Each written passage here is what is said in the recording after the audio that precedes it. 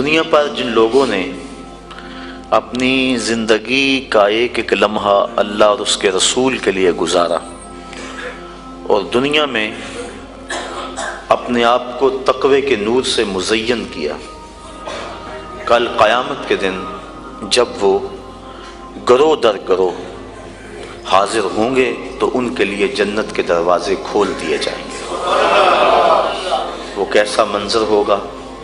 اللہ تعالیٰ جل شانہ نے ان آیات کے اندر اس منظر کو بیان فرمایا ہے۔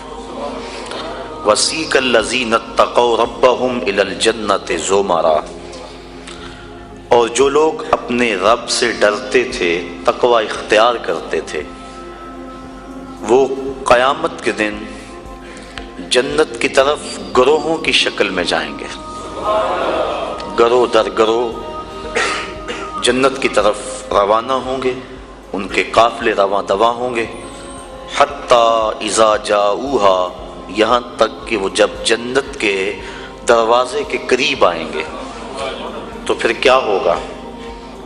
وفتحت ابوابہا، اور ان کے لیے دروازے کھول دیے جائیں گے،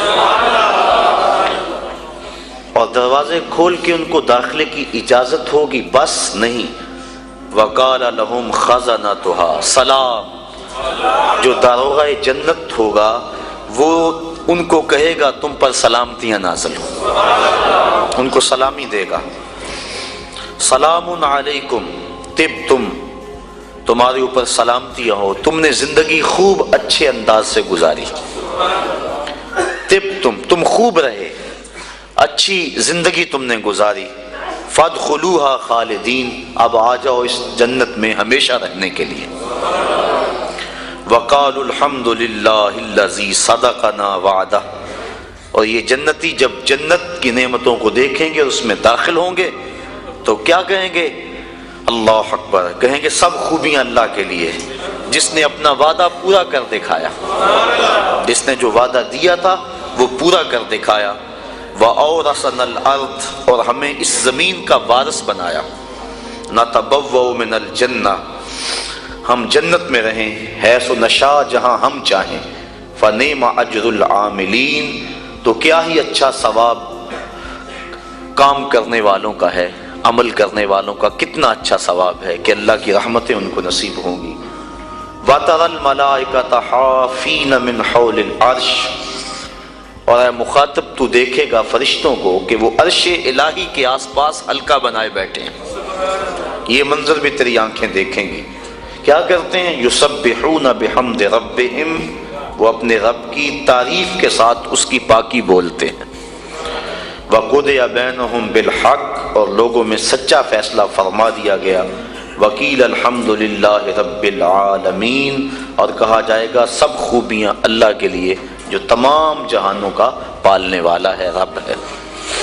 یہ تمام مضمون پر تو گفتگو ممکن نہیں اس تھوڑے وقت میں، دو ایک باتوں پہ گفتگو آپ کے گوش گزار کر کے اپنی معروضات کو، گفتگو کو سمیٹوں گا۔ وَسِيقَ الَّذِينَ اتَّقَوْا رَبَّهُمْ، اور وہ لوگ جو اپنے رب سے ڈرتے تھے، جنہوں نے تقوی اختیار کیا، ان کو چلایا جائے گا، إِلَى الْجَنَّةِ زُمَرًا، جنت کی طرف گروہ در گروہ، وہ گروہوں کی شکل میں جنت میں جائیں گے، چونکہ تقوی کی بنیاد پہ جو دوستیاں ہوں گی وہ قیامت کے دن قائم رہیں گی۔ قرآن مجید میں اللہ تعالیٰ جل شانہ نے ارشاد فرمایا کہ گوڑے یار، خلیل کہتے ہیں جگری یار کو، گوڑے یار کو، گوڑے یار قیامت کے دن ایک دوسرے کے دشمن بن جائیں گے، الا المتقین، لیکن جن کی دوستی تقوی کی بنیاد پر ہوگی وہ قیامت کے دن بھی قائم رہیں گے۔ اس لیے تقوی کی بنیاد پر قائم ہونے والی دوستی جب قائم رہے گی تو وہ یار کٹھے جنت میں جائیں گے، اور اس مضمون کو یہاں بیان فرمایا گیا۔ زمرہ، گروہ در گروہ، ٹولیوں کی شکل میں، اللہ اکبر، کیسی یہ ٹولیاں ہوں گی؟ اہل محبت کی ٹولیاں ہوں گی، پیار والوں کی ٹولیاں ہوں گی، الفت والوں کی ٹولیاں ہوں گی، اللہ اکبر، حتی اذا جاؤہا وفتحت ابوابہا، اور یہ ٹولیوں کی شکل میں جنت میں جا رہے ہوں گے، جنت کے دروازے ان کے لیے کھول دیے گئے ہوں گے، اور جو दारोगा जन्नत है, वो इनको सलामी पेश करेगा, सलामुन अलैकुम, तुम्हारे ऊपर सलामतियां नाज़िल हों। किस बात पे? तिब तुमने जिंदगी अच्छे अंदाज से गुजारी। अल्लाह फदखुलूहा खालिदीन, अब इसमें रहो और हमेशा रहो, तुम्हें यहां से नहीं निकाला जाएगा। तो जिंदगी अल्लाह की रिजा के लिए जिस शख्स ने अच्छे अंदाज में गुजार दी, दुनिया पर को मुश्किलात उसने सही, लेकिन क़यामत में अल्लाह पूरा पूरा सिला अता फरमाएगा। हुजूर नबी रहमत सल्लल्लाहु अलैहि वसल्लम ने इरशाद फरमाया, 4 अशख़ास ऐसे हैं जिनको जन्नत में जाने से कोई चीज़ नहीं रोक सकती। और फरमाया, अगर लोगों के सुस्त पड़ जाने का अंदेशा ना हो तो ऐ उमर, मैं तुझको कहूँ कि ये बात गलियों और बाजारों में लोगों को बता दो। और फिर हुजूर ने उन 4 अशख़ास का तज़किरा किया। एक वो शख्स जो वालिदैन के साथ हुस्न सलूक करता है। दूसरा वो शख्स जिसकी औलाद ज्यादा है, ज़राए आमदनी थोड़े हैं, लेकिन वो अपनी औलाद के पेट में लुक़मा हराम नहीं जाने देता। जब ज़राए आमदनी ज्यादा हो और फिर हराम से बचना, ये भी बहुत बड़ी सआदत है। लेकिन जब ज़राए आमदनी भी थोड़े हों और औलाद भी ज्यादा हो तो फिर हराम से बचना, ये बड़ा मुश्किल और आजमाइश का मरहला होता है। तो जो उस मौके में रिज़्क़े हराम से बचा, क़यामत के दिन हुजूर के फरमान के मुताबिक जन्नत में जाने से उसे कोई शय नहीं रोक सकती।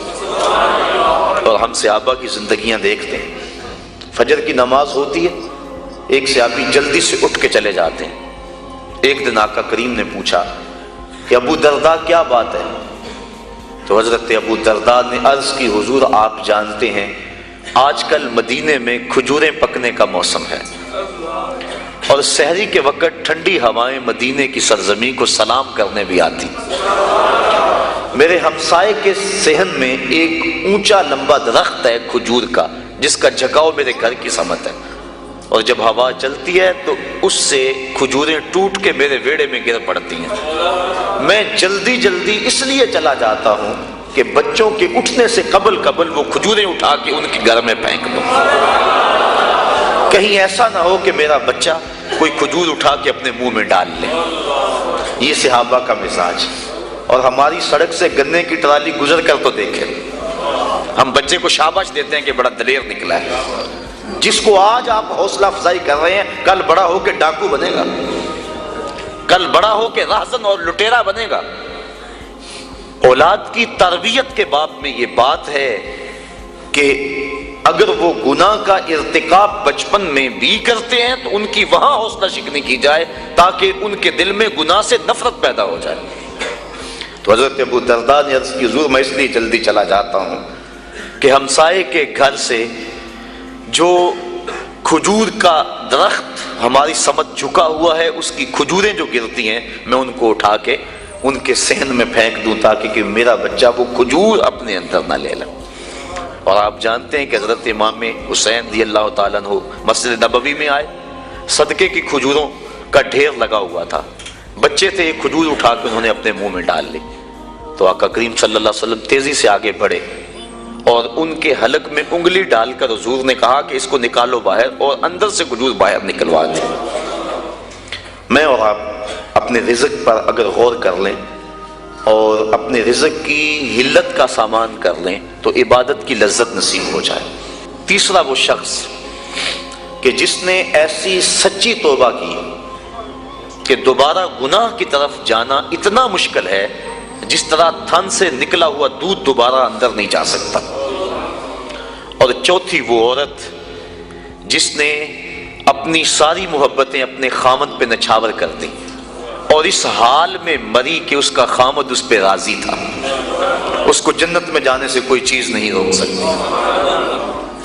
तो दुनिया के ऊपर मुश्किलात सही, दुनिया के ऊपर अजियतें सही, लेकिन कल क़यामत के दिन मालिक उनको बदला अता फरमाएगा। वसीकल्लज़ीन तक़ौ रब्बहुम इलल जन्नति ज़ुमरा, वो जाएंगे जिन्होंने तकवा इख्तियार किया। और तकवा एहतियात से जिंदगी गुजारने का नाम है। तकवे के बारे में उलमा के मुख्तलिफ अक़वाल मौजूद हैं, लेकिन खुलासा यह है जिंदगी इस एहतियात से गुजारी जाए, अल्लाह अकबर, کہ انسان کے دامن سے کوئی گناہ نہ لگنے پائے۔ حضرت امام ابو نعیم الاصفہانی رحمۃ اللہ تعالی علیہ نے حلیہ کے اندر حضرت عبداللہ ابن مسعود رضی اللہ تعالیٰ عنہ سے روایت نقل کی ہے کہ تقویٰ یہ ہے کہ انسان اللہ کو یاد کرے، بھولے نہ، اس کی فرما برداری کرے، نافرمانی نہ کرے، اور اس کا شکر کرے، ناشکری نہ کرے۔ اگر یہ چیزیں اس کے اندر پیدا ہو جاتی ہے تو وہ اس زمرے میں آ جاتا ہے جس کا نتیجہ جنت کے اندر جانے کا سبب بنتا ہے۔ اور حضرت ابو ہریرہ رضی اللہ تعالیٰ عنہ سے ایک روایت ہے جس کو امام ترمذی نے نقل کیا ہے کہ ایک دن حضور تشریف فرما تھے، فرمایا کہ کوئی ہے کہ جس کو میں نصیحت کروں اور وہ اس پہ خود عمل کرے یا ایسے لوگوں تک پہنچائے جو اس پہ عمل کرے؟ تو حضرت ابو ہریرہ رضی اللہ تعالیٰ عنہ فرماتے ہیں میں نے عرض کی حضور میں ہوں، آپ مجھے وہ نصیحتیں کریں۔ تو حضور نے میرا ہاتھ پکڑ لیا اور حضرت ابو ہریرہ فرماتے ہیں حضور نے 5 نصیحتیں مجھ کو گنوائیں۔ فرمایا گناہوں سے بچو، تم سب سے زیادہ عبادت گزار بن جاؤ گے۔ دوسری بات فرمائی اللہ کی تقسیم پہ راضی ہو جاؤ، تم سب سے زیادہ غنی بن جاؤ گے۔ اور تیسری بات ارشاد فرمائی ہمسایوں کے ساتھ حسن سلوک کرو، تم کامل مومن بن جاؤ گے۔ اور پھر فرمایا جو اپنے لیے پسند کرتے ہو وہ اپنے مومن بھائی کے لیے پسند کرو، کامل مسلمان بن جاؤ گے۔ اور پھر فرمایا زیادہ ہنسا نہ کرو، اس سے دل مردہ ہوتا ہے۔ فرمایا یہ 5 وصیتیں اللہ کے رسول نے مجھ کو گنوائیں۔ انسان گناہ کو ترک کرے، علماء نے کہا یہ تقویٰ ہے۔ اور حضور نے ان نصیحتوں میں پہلی نصیحت جو ہے وہ گناہ سے بچنے کے بارے میں حکم ارشاد فرمایا کہ گناہ سے بچا جائے۔ نیکی کرنی، اچھائی کرنی بہت بڑی دولت ہے، لیکن گناہ سے بچنا عادت ہے، کیونکہ گناہ کرنے سے اللہ ناراض ہو جاتا ہے، اور تقویٰ اللہ کی ناراضگی سے بچنے کا نام ہے۔ تقوی کے بارے میں علماء کرام نے اور بھی روایات، مختلف اقوال بزرگوں کے بیان کیے ہیں کہ انہوں نے تقوی کی دولت اختیار کر کے اپنے آپ کو جنت کا حقدار بنایا اور اپنی زندگی کا ایک ایک لمحہ اللہ کی رضا کے لیے گزارا۔ آج ان کے لیے جنت کے دروازے کھلے ہوئے ہیں اور فرشتے ان کو سلام علیکم کہہ رہے ہیں اور ان کی سابقہ زندگی پر آفرین کر رہے ہیں کہ تم نے اچھی زندگی گزاری، کہ کفاف تھوڑا تھا، ذرائع آمدنی کم تھے، اولاد زیادہ تھی، جس منصب پہ تم بیٹھے تھے تم اپنے وسائل کو بڑھا سکتے تھے لیکن اس میں آمیزش ہوتی حرام کی، لیکن روکھی سوکھی تم نے کھا لی اور زندگی کی مشکل گھاٹیوں سے تم نے گزر کے یہاں تک اپنا پہنچاؤ کیا۔ آج اللہ کی رحمتیں بڑھ کے تمہارا استقبال کر رہی۔ یہ ہے بڑا مشکل کام آج کل بالخصوص، جبکہ دوڑ لگی ہوئی ہے، ہر شخص ایک دوسرے سے آگے بڑھنے کی خواہش کے اندر حلال حرام کی تمیز چھوڑے ہوئے ہے، اور بات کسی سے کرو تو ہر کوئی یہی کہتا ہے جی کیا کریں، پیٹ کے لیے لگے ہوئے ہیں۔ پیٹ تو 2 روٹیاں صبح مانگتا ہے، 2 شام کو مانگتا ہے، 2 دوپہر کو مانگتا ہے۔ پیٹ کا اتنا لمبا چوڑا مطالبہ نہیں ہے، صرف ہم 2 دنی 4 کے چکر میں پڑے ہوئے ہیں۔ جو بندہ جہاں ہے وہاں وہ راضی نہیں ہے۔ اور اس حدیث کا جو دوسرا ٹکڑا ہے، حضور کی جو دوسری نصیحت، اس پہ یہ فرمایا گیا اللہ کی تقسیم پہ راضی ہو جاؤ، سب سے بڑے غنی ہو جاؤ گے۔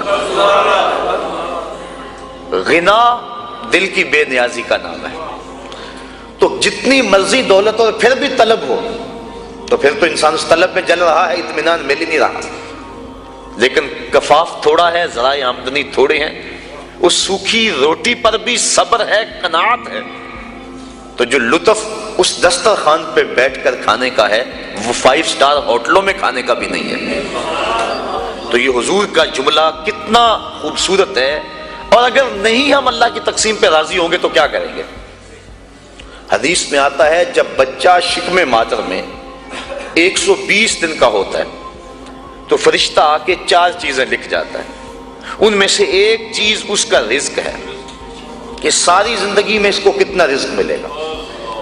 اب جتنا لکھا گیا ہے الٹی چھلانگے بھی لگائے اس سے زائد نہیں ملے گا، اور جب لکھا گیا ہے اس سے پہلے نہیں ملے گا۔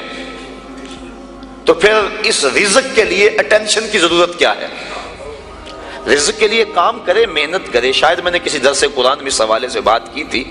حضرت شیخ سعدی شیرازی فرماتے ہیں کہ ایک شخص جنگل میں گیا، اس نے دیکھا ہے کہ ایک لومڑی ہے جس کے ہاتھ پاؤں ہی نہیں ہے۔ سوچنے لگا مالک اسے رزق کیسے دیتا ہوگا، تو درخت پہ چڑھ کے بیٹھ گیا۔ تھوڑی دیر کے بعد شیر آیا، اس نے شکار کیا اور پس خوردہ چھوڑ کے چلا گیا۔ وہ رینگتی رینگتی آگے بڑھی اور پس خوردہ کھا کے پیٹ بھر لیا۔ اب اس نے کہا کہ جب اس لومڑی کو اللہ عطا فرماتا ہے میں تو اس کا بندہ ہوں، میں کیوں محنت کروں؟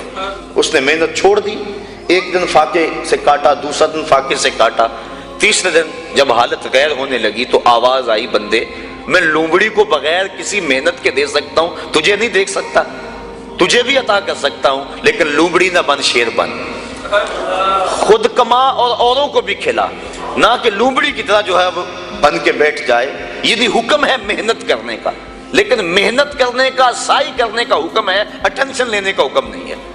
ہماری ذمہ داری نہیں، ہمارا کام ہے کام پہ چلے جانا۔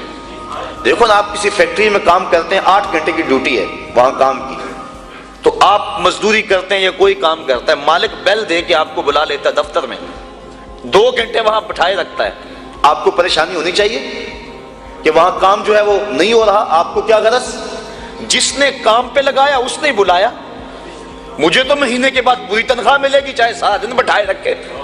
تو اٹینشن نہیں ہوتی کہ 8 گھنٹے میرے پورے ہونے ہیں۔ جس رب نے رزق لکھا ہے وہ کہتا ہے چھوڑ کاروبار، حیا علی الصلاۃ، حیا علی الفلاح، آجا اب میری چوکھٹ پہ آجا، رات پڑ گئی اب سو جا، اب کام نہ کر۔ جس نے لکھا ہے، جس نے کام پہ لگایا ہے، وہ کہتا ہے اب جمعے کی اذان ہو گئی ہے، اب کاروبار وازر البیع، اب چھوڑ دے کاروبار۔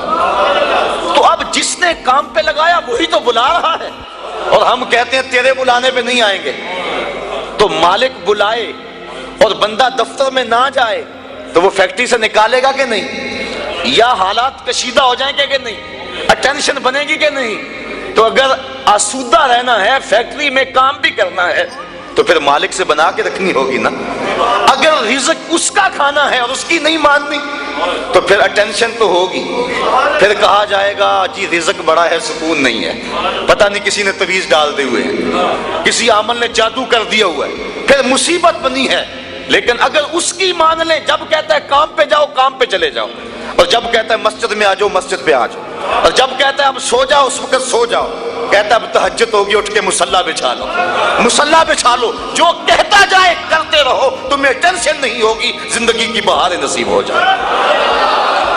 حضور نے ارشاد فرمایا اللہ کی تقسیم پہ راضی ہو جاؤ، اللہ کی تقسیم پہ راضی ہو جاؤ، تم غنی بن جاؤ گے، تم گداگر نہیں رہو گے، تم گداگر نہیں رہو گے، غنی بن جاؤ گے، کروڑ پتی ہو کر بھی کمینے نہیں ہوگے، تمہاری جیب میں کچھ بھی نہیں ہوگا لیکن غنا کی سلطنت کے بادشاہ ہوگے۔ اس کی تقسیم پہ راضی ہو جاؤ۔ اور مجھے واصف علی واصف کا اچانک جملہ یاد آ گیا، اس نے بڑی خوبصورت ایک بات کہی، اس نے کہا اللہ اور اپنی رضا میں فرق کا نام غم ہے، اللہ کی رضا میں اور اپنی رضا میں فرق کا نام غم ہے۔ جو اللہ کی رضا ہے بندہ کہتا ہے نہیں یہ نہیں صحیح، تو غم بن گیا۔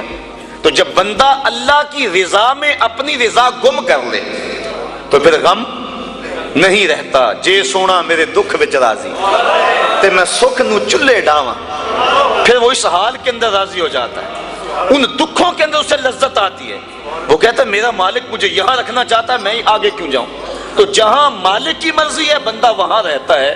تو آج ہر بندہ ٹینشن میں، ہر بندہ مشکلات میں ہے، ہر بندہ بھاگ رہا ہے، محنت کر رہا ہے۔ میں اس محنت کا انکار نہیں کرتا، یہ بات ذہن میں رکھیں، شریعت میں اس کا انکار نہیں کیا، انسان کو سعی کرنے کا حکم دیا ہے، لیکن اس کے لیے ہمیں ٹینشن لینے کی ضرورت کیا ہے؟ جس طرح بندے کو موت تلاش کرتی ہے، روایات میں آتا ہے اس طرح بندے کو رزق تلاش کر لیتا ہے۔ تو جو رزق قسمت میں لکھا ہوا ہے وہ بندے کو مل کے رہے گا۔ شیخ سعدی شیرازی فرماتے ہیں ایک بندے نے ایسی ہی کوئی روایات سنی، کہنے لگا جب میں محنت ہی نہیں کروں گا تو مجھے کیسے ملے گا؟ اس نے سب کچھ چھوڑ چھاڑ دیا اور ایک غار میں جا کے بیٹھ گیا۔ اور غار بھی کوئی تاریخ تھی، وہاں کسی کا گزر بھی نہیں تھا، 2 4 5 دن گزر گئے حتیٰ کہ بے ہوشی پڑنے لگی۔ ایک قافلہ وہاں سے گزرا، غار میں انہوں نے جھانکا، دیکھا کہ ایک انسان ہے اور ادمویا ہے۔ انہوں نے جا کے دیکھا، غور کیا، یہ تو بھوک سے مر رہا ہے۔ انہوں نے کھانا لا کے اس کے سامنے رکھا، اس نے انکار کر دیا۔ اس نے کہا جب میں کچھ نہیں کروں گا تو وہ کیسے دے گا؟ انہوں نے کھانا بھی پیش کیا، اس نے انکار کر دیا، اور بولنے کی سکت بھی نہیں ہے۔ یہ سمجھے کہ بیچارہ بہت زیادہ بیمار ہے اور یہ کھانا کھانے کی سکت بھی نہیں ہے، کوئی نرم چیز بناؤ اس کے لیے، کوئی دلیا وغیرہ، کوئی ایسی چیز اس کے لیے انہوں نے تیار کی وہاں قافلے والوں نے، اور جا کے اس کو پیش کی۔ اس نے پھر بھی سر پھیر دیا، کہا بیچارہ اتنا مجبور ہے، اسے یہ بھی نہیں کھایا جاتا۔ انہوں نے زبردستی جو وہ چمچ میں ڈال کے اس کے منہ کے قریب کی، اس نے دانت بند کر لیے زور سے، کہ جب میں ہی نہیں کچھ کروں گا تو کیسے میرے مقدر کا میرے پیٹ میں پہنچے گا؟ یہ دل میں تھا، اور زور سے دانت بند کر دیے۔ شیخ سعدی شیرازی فرماتے ہیں کہ انہوں نے چمچی کے ایک کونے کو نا اس کے دانت میں جہاں سوراخ ملا وہاں ڈال کر تو زور سے انہوں نے کھولا منہ کو اور اندر حلوہ ڈالا، اور جب منہ کے اندر حلوہ گیا تو اس کو ہنسی آ گئی، کہا مالک جو میرے مقدر کا ہے وہ مجھے مل کے رہے۔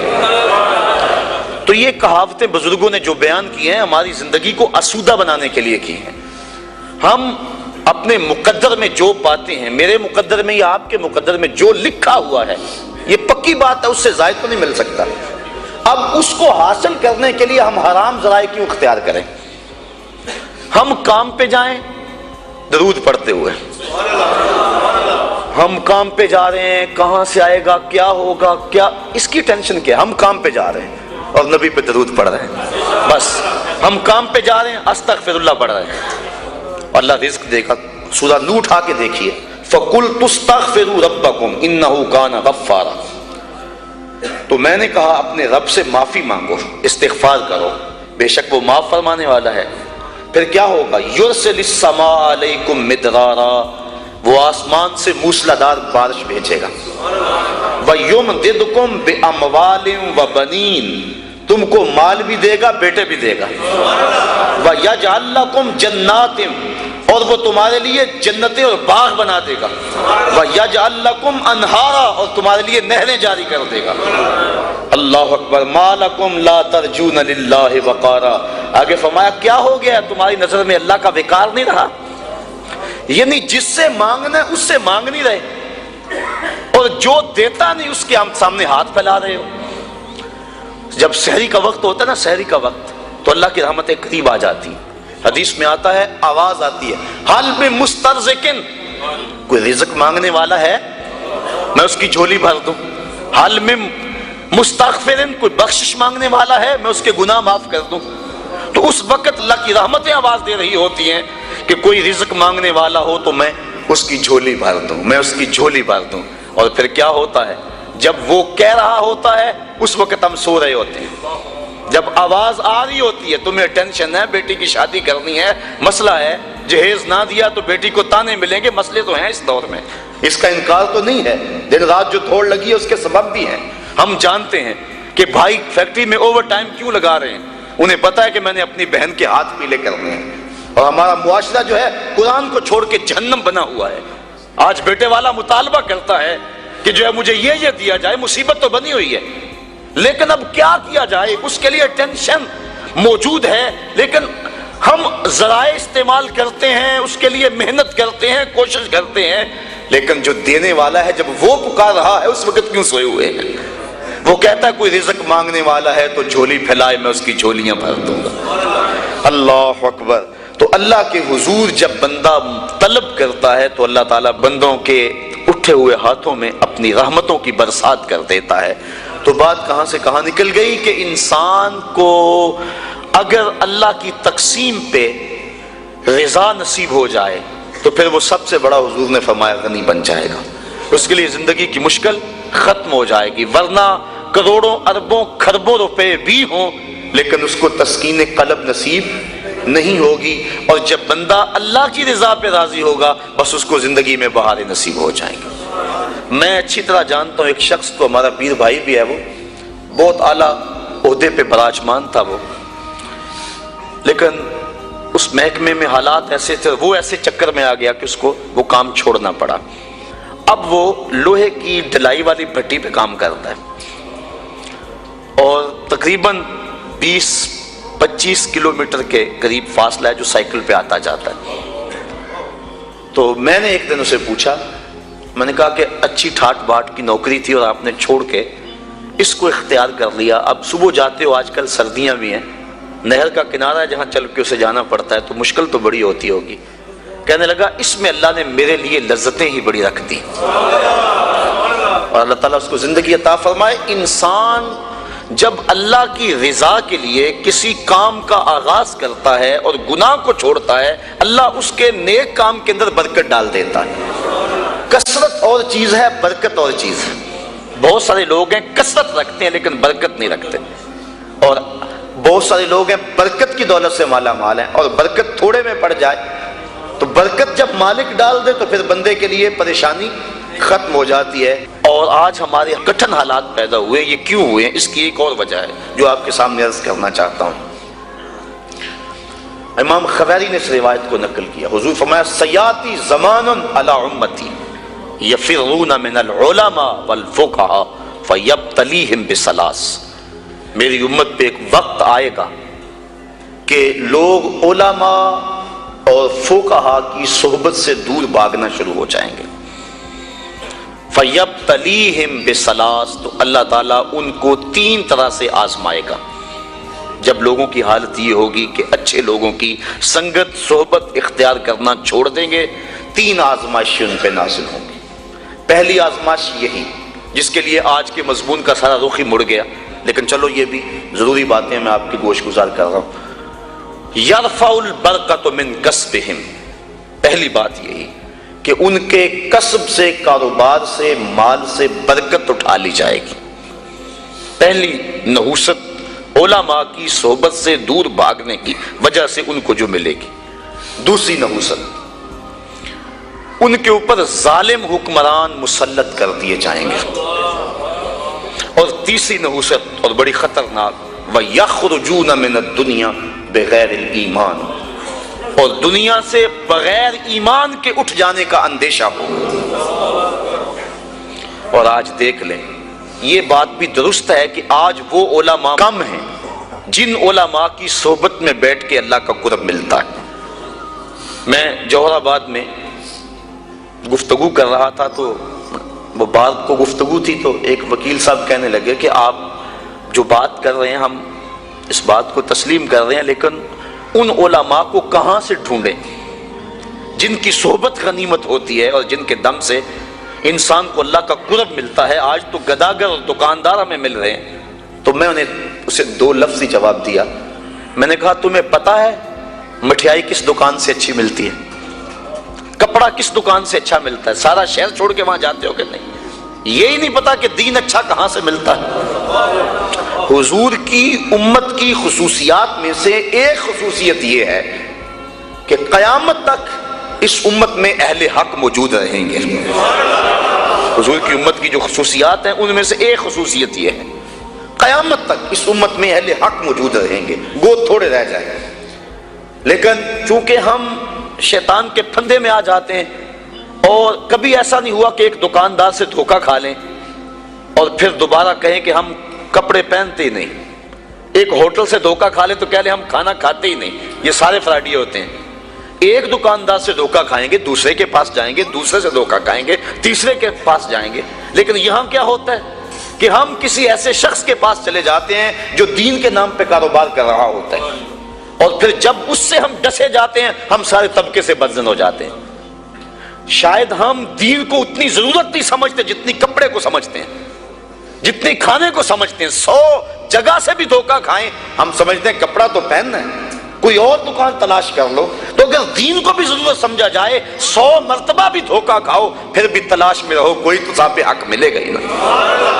اور پھر تم نے دھوکہ بھی تو اللہ کے نام پہ کھایا ہے نا۔ حضرت عمر فاروق رضی اللہ تعالیٰ عنہ جو غلام لمبی نمازیں پڑھتا تھا اس کو آزاد کر دیتے تھے کہ یہ لمبی نمازیں پڑھ رہا ہے۔ غلاموں کو پتہ چل گیا، جو ان کی ملک میں غلام آتے وہ لمبی لمبی نمازیں ان کے سامنے پڑھتے اور آپ ان کو آزاد کر دیتے۔ کسی نے کہا کہ تم نہیں جانتے کہ یہ دکھاوے کی نمازیں پڑھتے ہیں، یہ تمہیں دھوکہ دیتے ہیں؟ حضرت عمر فاروق نے فرمایا اللہ کے نام پہ دیتے ہیں نا، میں 100 بار یہ دھوکہ کھانے کے لیے تیار ہوں۔ تو اگر وہ لوگ جو چائے کی پیالی پہ دین بیچتے ہیں وہ لوگ بھی منبر و محراب پہ براجمان ہیں، وہ بھی لوگ تو موجود ہیں جو تاج شاہی کو ٹھوکر بھی نہیں مارتے، بستے ہیں کچھ ایسے پراگندہ تباہ لوگ بھی۔ افسوس کہ تمہیں میر سے صحبت نہیں رہی، وہ لوگ جن سے مل کے زندگی سے عشق ہو جائے آپ نے شاید نہ دیکھے ہوں مگر ایسے بھی ہیں۔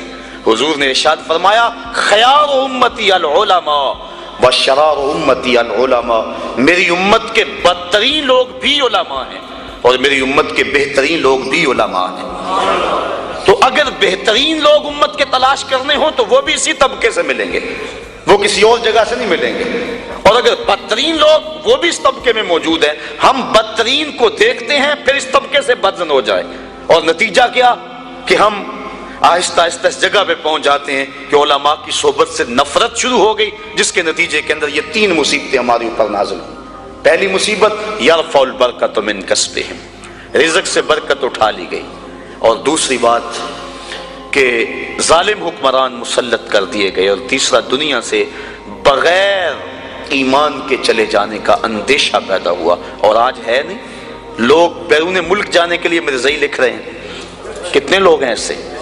ایمان کا سودا کرنا تو بڑا آسان ہو گیا اس دور کے اندر، چائے کی پیالی پہ لوگ دین بیچ رہے ہیں، کیا کچھ نہیں ہو رہا ہے۔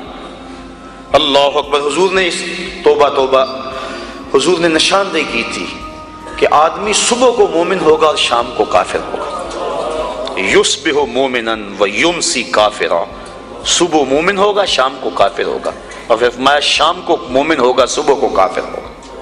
لا یبقى من الاسلام الا اسمہ ولا یبقى من القرآن الا رسمہ مساجدہم عامرۃ وہی خراب من الہدى۔ وقت آئے گا کہ قرآن صرف رسم کے طور پہ پڑھا جائے گا، اسلام صرف نام کا رہ جائے گا، مسجدیں زیب و زینت کے لحاظ سے تو آباد ہوں گی لیکن ہدایت کے نور سے خالی ہوں گی۔ جس دور کی نشاندہی کی گئی تھی کیا وہ اب دور موجود نہیں ہے؟ امام غزالی فرماتے ہیں جس دور کی نشاندہی اللہ کے رسول نے کی ہے، آج سے صدیوں قبل امام غزالی ہوئے ہیں، فرماتے ہیں وہ میرا دور ہے۔ امام غزالی فرماتے ہیں جس دور فتنہ کی نشاندہی حضور نے کی ہے وہ میرا دور ہے، اور یہ دور جس سے ہم گزر رہے ہیں یہ دور کیسا ہے؟ آج کیا ہو رہا ہے؟ حدود اللہ کو پامال نہیں کیا جا رہا، اسمبلیوں کے گنڈے اور بدماش اللہ کی حدود کو توڑ نہیں رہے، ان کو کون روکنے والا ہے؟ نہ ممبر سے آواز اٹھ رہی ہے نہ محراب سے آواز اٹھ رہی ہے، حجرہ نشین بھی تسبیح پھیر رہے ہیں۔ حضرت داتا گنج بخش علی اجمیری کشف المعجوب میں لکھتے ہیں کہ حضرت ابو اسحاق اسفرائینی جنگل میں گئے تو وہاں دیکھا کچھ صوفی گھاس کھا کھا کے گزارا کر رہے ہیں، گھاس کھا لیتے ہیں اللہ اللہ کرتے ہیں۔ تو امام ابو اسحاق اسفرائینی جلال میں آگے فرمایا آکلۃ الحشیش ہا ہونا انتم وامت محمد فی الفتن، تم یہاں گھاس کھاتے پھرتے ہو اور نبی کی امت فتنے میں مبتلا ہے۔ اللہ کو ایسے صوفیوں کی، ایسے تسبیح پھیرنے والوں کی ضرورت نہیں ہے، وہ تو ان لوگوں کا چاہنے والا ہے جو اللہ کے نام پہ سب کچھ قربان کر دیتے ہیں اور اپنا گھر کا سارا اثاثہ اپنی ہتھیلی پہ سجا کے کربلا کے میدان میں آ جاتے ہیں۔ تو آج کیا ہو گیا ہوا ہے ہمیں، اور ہم کس جگہ پہ کھڑے؟ یہ ایک الگ دکھڑا ہے، اگر اس مضمون کو میں چھیڑ لوں تو یہ بھی ختم ہونے پہ نہ آئے۔ آج امت جس مشکل حالات میں کھڑی ہے اور پوری دنیا کے مسلمان جہاں کھڑے ہیں آج کسی سے مخفی نہیں، اور ہمارے حکمران کیا کر رہے ہیں، اور جو ذمہ دار لوگ ہیں جن کو اسلام کے نام پہ ہم نے ووٹ دیے تھے اور اسمبلیوں میں بٹھایا تھا کہ تم اسلام کی آواز کو دبنے نہیں دینا، وہ کیا کر رہے ہیں کس سے بھی مخفی نہیں ہے۔ الفاظ کے پردے میں جن سے مخاطب ہوں وہ جان گئے ہوں گے کیوں نام لیا جائے۔ سب کو پتا ہے کہ آج کیا ہو رہا ہے اور کیسی سودے بازی ہو رہی ہے، اور لوگ دین کو بیچ رہے ہیں، سرے ممبر بیچ رہے ہیں، اپنا دین ایمان بیچا جا رہا ہے۔ تو یہ قرب قیامت کی نشانیاں ہیں۔ تو آج وہی بچے گا جو اللہ کی کتاب قرآن مجید کے ساتھ لگ جائے گا۔ اچھے لوگ تلاش کرے، ضرورت ہے ہماری تلاش کرنا۔ اگر اچھے لوگ کم ہو گئے تو ہم کہتے ہیں چلو نہیں تو نہ صحیح، یہ ہم کیسے کہہ سکتے ہیں جبکہ ہماری ضرورت ہے؟ ہم جگہ جگہ سے ڈنک کھائیں، جگہ جگہ سے ڈسے جائیں، ان اچھے لوگوں تک پہنچنے کی کوشش کریں۔ یہ دنیا چکی ہے، اور اس کے 2 پڑوں کے نیچے جو بھی آ گیا وہ کچلا جائے گا، بچے گا وہی جو کلی کے ساتھ لگ کے رہے گا۔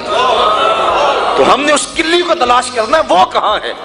ہم کہتے ہیں کوئی بات نہیں، ہم کیا کریں جی؟ نہیں، قیامت کے دن پوچھ کاروبار کا پتہ ہے ہمیں، کہاں نفع ہے، کہاں نقصان ہے، کہاں سودا دینا ہے، کہاں نہیں دینا ہے، کہاں کس منڈی سے 2 نمبر مال ملتا ہے، کہاں سے 1 نمبر مال ملتا ہے، ہمیں سب پتہ ہے۔ دنیا کا سارا شعور اور فہم و ادراک ہم رکھتے ہیں، اور یہاں آ کر ہم بولے بن جاتے ہیں جی ہمیں کیا کریں، ہمیں تو کوئی صحیح ملا ہی نہیں گا، تم ڈھونڈو تو صحیح۔ ایسے لوگوں کو تلاش تو کرو، در در کی خاک تو چھانو، ایک دن وہ ملیں گے جن کے ملنے سے زندگی پیاری لگنے لگ جائے گی، جن کی قربت میں بیٹھ کے اللہ یاد آئے گا، اور جن کی صحبت تمہیں مالک کے قریب کر دے گی اور تم گناہوں سے خود بخود نفرت کرنے لگ جاؤ۔ تو ایسے لوگوں کو تلاش کریں، ایسے لوگوں کی قربت میں بیٹھیں۔ تو مضمون اور سمجھ چلا گیا، اور یہ باتیں ضروری بھی تھیں۔ بہرحال وسیق الذین اتقوا ربهم الی الجنۃ زمرا، وہ لوگ جنہوں نے تقوی اختیار کیا وہ جنت کی طرف جو ہے وہ گروہوں کی شکل میں جائیں گے۔ یہ کون لوگ؟ جنہوں نے تقوی اختیار کیا۔ اللہ اکبر۔ اور تقوی کیا ہے؟ گناہوں سے قلبی نفرت کا نام ہے۔ حضرت شیخ جہانگیر سمنانی رحمۃ اللہ تعالی علیہ فرماتے ہیں، آپ فرماتے ہیں تقوی یہ ہے کہ نیکی کرنے کے باوجود بھی ڈرتا رہے، پتہ نہیں میری نیکی بھی قبول ہوئی ہے کہ نہیں، یہ تقوی ہے۔ حضرت علی المرتضیٰ فرماتے ہیں اپنی عبادات پر اعتماد نہ کرنا تقوی ہے۔ اور حضرت عمر فاروق کا عمل ہمارے سامنے موجود ہے کہ عید کے دن رو رہے تھے، چھوٹی عید کے دن۔ اس نے پوچھا آج تو ہر کوئی خوش ہے اور آپ رو رہے ہیں؟ کہا مجھے نہیں پتا کہ میرے روزے قبول ہوئے ہیں یا کہ نہیں، اگر قبول ہوئے تو پھر میرے لیے خوشی کی بات، اور اگر قبول نہیں ہوئے تو میرے منہ پہ مارے گئے، اس لیے میں چونکہ قطعاً جانتا نہیں اس لیے رو رہا ہوں کہ پتہ نہیں میں کن لوگوں میں سے ہوں۔ حضرت بایزید بستامی سے کسی بڑھیا نے پوچھا تھا، حضرت ایک مسئلہ تو بتاؤ۔ پوچھا کیا؟ کہا میرے گدھے کی دم اچھی ہے یا آپ کی داڑھی اچھی ہے؟ آئے مجھے کوئی یہ مسئلہ پوچھ کے تو دیکھے پھر جائے کہاں۔ بایزید بستامی سے بڑھیا نے پوچھا آپ کی داڑھی اچھی یا میرے گدھے کی دم اچھی؟ ناراض نہیں ہوئے، بگڑے نہیں، آنکھوں سے آنسو ڈھلنے لگے۔ کہا تیرے سوال کا جواب فی الحال میرے پاس نہیں ہے، جب میں مر جاؤں گا تو پھر میرے پاس جواب ہوگا، پھر تو مجھے کیسے مل پائے گی۔ بایزید بستامی کا انتقال ہو گیا، بڑھیا کے خواب میں آئے۔ کہا حضرت میرا سوال اسی جگہ پہ کھڑا ہے۔ کہا اللہ کا شکر ہے میری داڑھی تیرے گدھے کی دم سے 1000 درجے بہتر ہے، چونکہ میرا خاتمہ ایمان پہ ہو گیا۔ تو جب تک یقین نہیں ہو جاتا کہ میں کن لوگوں میں ہوں اتنی دیر تک یہ ظاہر انسان کا اندر بے چین رہتا ہے۔ بڑے سخت معاملے ہیں آخرت کے۔ آج ہمیں نعت خواں بھی کہہ رہے ہیں کہ مجھے دیکھ کے جہنم کو پسینہ آئے، یہ تو منہ میں طوطی بولتا ہے، جو مرضی کہتا پھرے۔ یہ تو کل قیامت کے دن پتا چلے گا کہ پسینہ کس کو آتا ہے۔ رسول کریم بھی جس جہنم سے پناہ مانگے، کبھی جنت کا تمسخر اڑایا جاتا ہے، ہو رہے تو کیڑی جنت کا کرنا ہے تذکرہ، اسی جنت کا جس کو رسول اللہ ہاتھ اٹھا کے مانگتے رہے، اسی جنت کا تذکرہ کر رہے ہیں جس کے لیے حضور کا اشتیاق تھا، اسی جنت کی آرزو کر رہے ہیں جس کے لیے حضور نے فرمایا جب اللہ سے مانگو تو جنت فردوس مانگو۔ تو آج دلیری دی جا رہی ہے، آج پیر بیعت کرنے کے بعد جنت کا پرمٹ دے دیتا ہے۔ آؤ میں پیروں کے پیر کی کہانی سناؤں آپ کو۔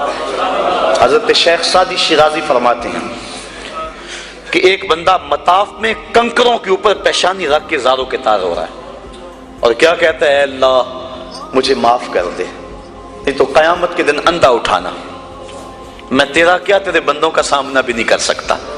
اتنے درد سے روتا ہے کہ لوگ اپنی دعائیں چھوڑ کے اس کے لیے دعا کرتے ہیں۔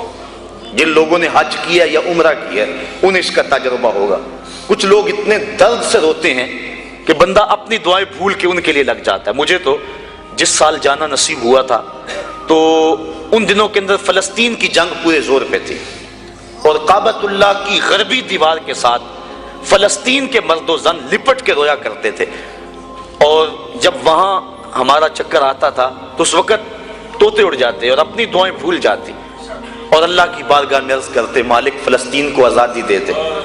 یہ کسی کا باپ اس کے سامنے کٹا ہوگا، کسی کی گود سے اس کا لال چھین کر قتل کیا ہوگا، کسی کا بھائی اس کے سامنے ذبح کیا ہوگا، یہ اللہ کی باندیاں اور اللہ کے بندے اللہ کے حضور دکھڑا سنا رہے ہیں۔ تو انسان اپنی دعائیں چھوڑ کے ان کے لیے دعائیں کرنے لگ جاتا، فلسطین کی آزادی کے لیے دل تڑپتا، پھر کشمیر کی طرف، آذربائیجان کی طرف، کابل و کندھار کی طرف، دشت لیلا کی طرف، اور قلعہ جنگی اور تورا بورا کی طرف، اور موصل و تقرید کی طرف، اور کوفہ و بغداد کی طرف انسان کا دل جاتا کہ وہاں کیا کچھ ہو رہا ہے، اور انسان اپنی دعائیں چھوڑ کے امت کے لیے رونے لگ جاتا ہے، تو وہ اتنے درد سے روتا ہے کہ لوگ اپنی دعائیں چھوڑ کے اس کے لیے کہتے ہیں یا اللہ اس بیچارے کو معاف کر دے۔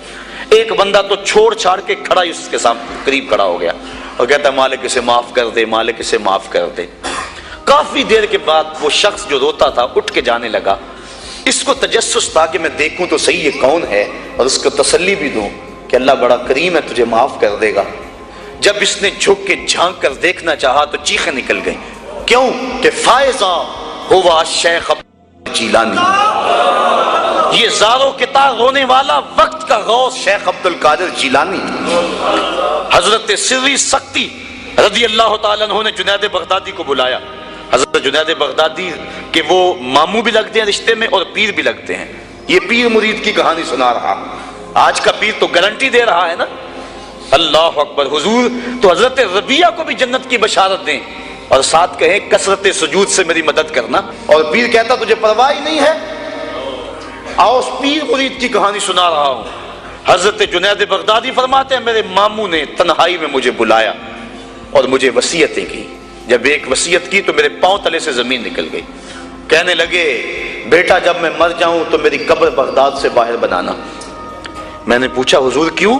فرمانے لگے میری بدعمالیوں کی وجہ سے کہیں بغداد کی مٹی میری لاش کو قبول کرنے سے انکار نہ کر دے اور میں لوگوں کے سامنے رسوا نہ ہو جاؤں۔ یہ ہیں وہ لوگ تتجافا جنوبہم عن المضاجع، جن کی کروٹیں بستروں سے الگ رہتی ہیں، اللہ کو خوف اور طمع میں پکارتے ہیں، لیکن زندگی کا ایک ایک لمحہ تقوی سے عبارت ہے۔ دنیا میں تکلیفیں سہی۔ حضرت امام جعفر صادق ساری زندگی ٹھنڈا پانی نہیں پیا، فرماتے تھے کیا خبر کہ اس کے حساب میں چکرا جاؤں۔ اور آپ کے مریدین بیٹھے ہوئے ہیں، آپ بھی بیٹھے ہوئے ہیں، لوگ بیٹھے ہیں، کہا یار آج ایک دوسرے سے وعدہ نہ کر لیں؟ کہا کیا؟ کہا ہم میں سے جو بھی جنت میں جائے وہ دوسروں کو ساتھ لے کے جائے۔ غلاموں نے کہا حضور ہم آپ سے وعدہ کریں، ہم تو آپ کے سہارے پہ بیٹھے ہوئے ہیں۔ کہا تم نہیں جانتے آخرت کے معاملے بڑے سخت ہیں، یہ امام جعفر صادق کہہ رہے ہیں، یہ ان کی زندگی ہے۔ تو ذرا دیکھیے یہ تقوی ہے، یہ خشیت ہے، اور ٹھنڈے پانی سے بھی گریز کر رہے ہیں۔ تین چیزوں کا حساب نہیں ہوگا قیامت کے دن، ضرورت کے وقت کھانا پینا، اور ستر عورت کے لیے کپڑا لباس، اور ضرورت کا مکان۔ ان تین چیزوں کا حساب نہیں ہوگا۔ اس کے علاوہ جو بھی نعمت اللہ نے دی ہے ثم لتسألن یومئذ عن النعیم، اللہ قرآن میں کہتا ہے ہر نعمت کے بارے میں پوچھا جائے گا۔ تو صاحبو جن لوگوں نے اس بات کا خیال رکھا کہ ہمارے رب نے ہمیں پوچھنا ہے اور ایک ایک بات کا ہم نے جواب دینا ہے، یہ بات درست ہے کہ اللہ اپنے فضل سے معاف کرے گا، لیکن سحری کے وقت اٹھ کے سسکیاں بھرنے والا اور رات شراب خانے میں گزارنے والا کیا قیامت کے دن ایک صف میں کھڑے کر دیے جائیں گے؟ یہ کیسے ہوگا؟ غریبوں کا خون چوسنے والا، بیواؤں اور یتیموں کا مال لوٹنے والا اور رات کی تنہائی میں ان کی مدد کرنے والا کیا ایک صف میں کھڑے کر دیے جائیں گے؟ ایسا کیسے ہو سکتا ہے؟ تو صاحبو تقویٰ ہے کہ انسان اپنی زندگی کے ایک ایک قدم کو بچا بچا کے رکھے کہ میں اللہ کی ناراضگی سے بچ جاؤں، اور دنیا کو اس نے مشکلات میں ڈال دیا۔ آج کہتے ہیں دین پہ عمل کرنا بڑا مشکل ہے۔ جو بندہ دین پہ عمل کرنا چاہتا ہے اللہ قرآن میں سورۃ الاعلیٰ میں فرماتا ہے مشکل نہیں، ہم اس کے لیے آسان بنا دیتے ہیں۔ چلو لوگوں کے لیے مشکل ہی صحیح، لیکن اس نے مشکل میں یہ زندگی کاٹ لی، اور دنیا ہے بھی، اور دنیا سجن المومن، مومن کے لیے ہے بھی قید خانہ، لیکن جب قید سے چھوٹا پھر کیا ہوا؟ اللہ کی رحمتیں بڑھ کے اس کا استقبال کر رہی ہیں۔ پھر گروہوں کے اندر وہ جنت میں جائیں گے اور فرشتے کہیں گے سلام ہو تمہیں کہ تم نے زندگی اچھے ڈھب سے گزاری ہے، اب جنت میں آ جاؤ، تم اس جنت سے کوئی نکالنے والا نہیں ہے۔ اور وہ کہیں گے اللہ تیری تعریفیں اور تیری خوبیاں، تو نے جو وعدہ کیا تھا آج واقعی تو نے سچا کر دکھایا ہے۔ اور پھر جنت میں ان کو گوناگو نعمتیں دی جائیں گی، اور جنت میں مائے معین ہوگا، حوض کوثر ہوگا، سلسبیل ہوگا۔ کبھی وہ حوروں سے جام پیئیں گے، کبھی وہ غلمانوں سے جام پیئیں گے، لذت تو بڑی ہوگی، لیکن ایک لذت کی کہانی اللہ نے قرآن میں سنائی، ہمیں ایک وقت ایسا بھی پھر آئے گا وَسَقَاهُمْ رَبُّهُمْ شَرَابًا طَهُورًا، ان کا رب انہیں خود شراب طہور پلائے گا کہ تم نے میرے لیے چھوڑا، دنیا کی شراب تو نہیں پی لو، میرے دست قدرت سے شراب پیو۔ تو وَسَقَاهُمْ رَبُّهُمْ، نہ حوروں کے ہاتھوں سے نہ غلمانوں کے ہاتھوں سے۔ نہ کسی اور کے ہاتھوں سے، وَسَقَاهُمْ رَبُّهُمْ، پھر دنیا کی تکلیفیں یاد رہیں گی جب مالک شراب طہور پلا رہا ہوگا۔ تو یہ ہے زندگی، اپنی زندگی کو اس ڈھب سے گزاریں کہ آخرت کی زندگی بہتر ہو جائے جو نہ ختم ہونے والی ہے۔ کار ما آخر شدو آخر زما کار نشد، مشتخا کے ما غبارے کوچائے یار نشد، و آخر دعوانا ان الحمدللہ رب العالمین۔